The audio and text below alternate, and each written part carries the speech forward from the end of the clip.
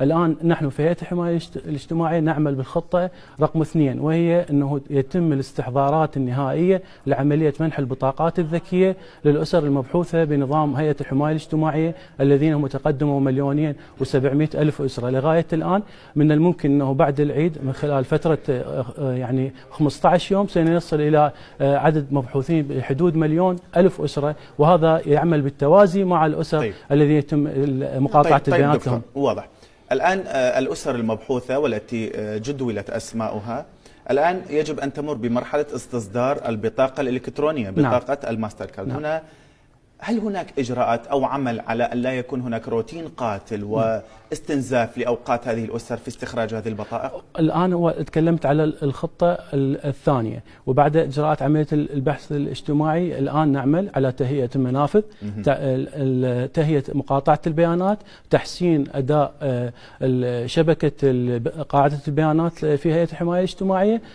حال قرار الموازنة سيتم إرسال هذه البيانات إلى وزارة التخطيط ليتم عملية مقاطعتهم مرة ثانية حتى يكون إجراءات سليمة وإجراءات سريعة لإصدار الكي كارد الخاصة بهم. طيب نتحدث عن المخالفين لشروط يعني الهيئة، كم أعداد الذين تم استبعادهم حتى الآن؟ نعم، احنا اعلنا على المرحلتين، المرحله الاولى 28,500 اعلناهم شهر 12، الان بعد مرور شهرين ولغايه الان وصل العدد المتجاوزين على نظام هيئه الحمايه الاجتماعيه 163,000 متجاوز على هيئه عدد كبير جدا مره، وجميعهم من الموظفين وجميعهم من المتقاعدين واسر وافراد، ورفع هذه البيانات الى دوله رئيس الوزراء من خلال وزير العمل والشؤون الاجتماعيه، وحيلوا جميعهم الى وزاراتهم ووقفت الاعانه الاجتماعيه لهم لاتخاذ الاجراءات القانونيه بحقهم. طيب دكتور، يعني مساله ان هؤلاء المتجاوزين هم لم يكونوا على علم بالقانون وانهم استلموا الرواتب بدون علمهم بانها تتقاطع مع رواتبهم امر مستبعد، على اعتبار ان هناك يعني توعيه اعلاميه كانت سابقا وخطوات من قبل وزارتكم من اجل التنويه الى انها تتقاطع مع من يستلم رواتب، من يستلم راتب حمايه لا يستلم راتب اخر من الدوله، بالتالي هم نوعا ما تعمدوا الاضرار بالمال العام. هل هناك إجراءات قانونية أم أن الأمر سيكتفي أو سيتوقف عند استرداد الأموال؟ لا، إنه في قانون الحماية الاجتماعية هو فقط يتم استرداد الأموال، لكن هنالك وزارات تتخذ إجراءات وعقوبات صارمة بحقهم، وعقوبات انضباطية، وهنالك توجيه لدولة رئيس الوزراء وذكرناه قبل أسبوعين، أصدر قرارا واضحا بحالة القوات الأمنية التي يتجاوزون على إعادة الحماية الاجتماعية إلى المحاكم المختصة والمحاكم العسكرية. هذا الإجراء سهل لنا، هنالك آلاف من المتجاوزين أو بهم يراجعون طوعا أنه هم متجاوزين على شبكة الحماية الاجتماعية، وبالتالي يتم عملية تقسيط المبالغ واستردامها بذمتهم. يعني دكتور نتحدث عن نقطة مهمة، يعني رواتب الرعاية لا زالت متدنية بمستويات يعني قد لا تسد تكاليف معيشة 10 أيام، كيف تتعامل الهيئة مع هذه النقطة؟ الآن مثل ما تعرفون الفقر متعدد الأبعاد، هنالك فقر الخاص هو الفقر ما يتوفر له من مبالغ يعني مثل ما نسميه انه يسد رمق عيشه.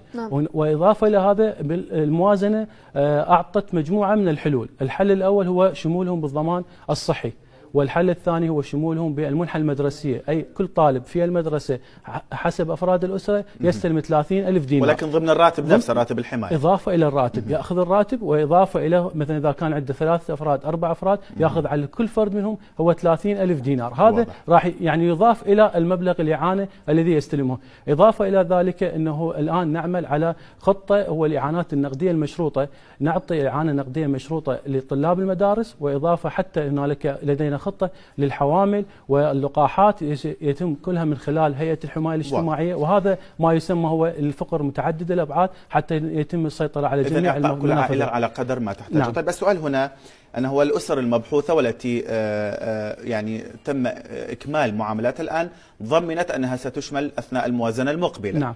ماذا عن الأسر التي هي قيد البحث الآن؟ يعني هناك من أتم المعاملة وهو بانتظار أن يصرف الراتب لأنه بانتظار الموازنة، ولكن هناك من هو قيد البحث أو بانتظار البحث، هل سترجأ معاملته إلى السنة المقبلة؟ مثل ما تعرف هي الخطة التي يعني قررها دولة رئيس الوزراء هي 3 سنوات، لكن ما مثبت في جدول قانون الموازنة هو شمول 600,000 أسرة.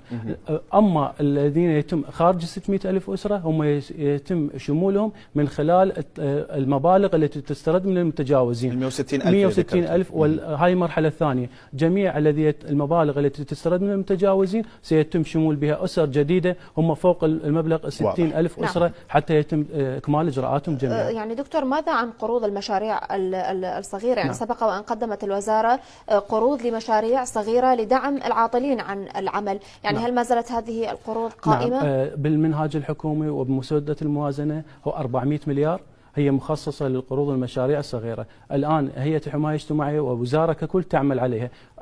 نعمل على نظام التخريج الذين بسن العمل داخل هيئة الحماية الاجتماعية بالإمكان توفير لهم قرض وحتى يتم إخراجهم من الحماية الاجتماعية ويعملون ضمن سن العمل ضمن قرض وضوابط محكمة، مشروع مع 2 أو 3 يعملون معه. هنالك متابعة لهذه المشاريع؟ هنالك متابعة من خلال دائرة العمل. هذا ايش راح يسوي؟ الفقرة الأولى أنه أنت شغلت العاطل عن العمل وأعطيته قرض، وإضافة ثانية تجيب أسر فقيرة، أسر كبير السن لا يعمل، يدخل ضمن نظام الحماية الاجتماعية وهي كاملة، وإجراءات إن شاء الله حال قرار الموازنة سيتم تنفيذ المجال. نعم. أشكرك شكرا جزيلا أحمد خلف، رئيس هيئة الحماية الاجتماعية في وزارة العمل. شكرا جزيلا. شكرا دكتور. شكرا.